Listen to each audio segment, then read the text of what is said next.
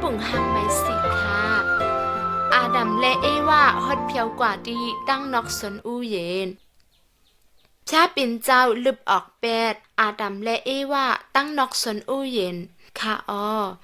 ชาปินเจ้าลัดดีอาดัมว่าก็ไม่กินหมักไม่อันเก่าสั่งลัดไว้ว่าอย่าไปกินนั่นแล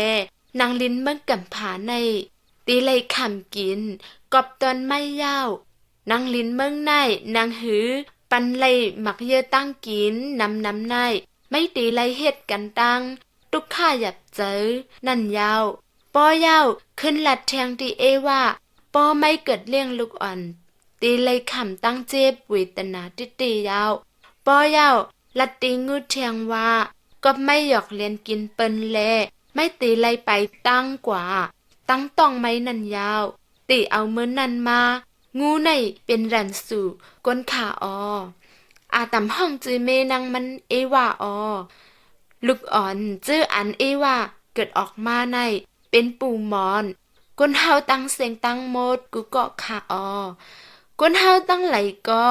เลยผัดยันกันตั้งพระปิ่นเจ้าตีเอามือนั่นมาก้นเฮาเขาตั้งไหลในอำถ่อมเอาก้อมพระปิ่นเจ้าเหมือนกันตั้งอาดำขากุ้ยกะพระปิ่นเจ้าปันไว้ข้อมักมันปอวันหนึ่งมาเกาตีปล่อยปันก้นก็อันเตเอาตั้งเปตีเนือจารันมานัดผีให้อยู่ในก้นก้อนนั้นเตส่งถึงปันก้นเฮาหดเพียวกัดดี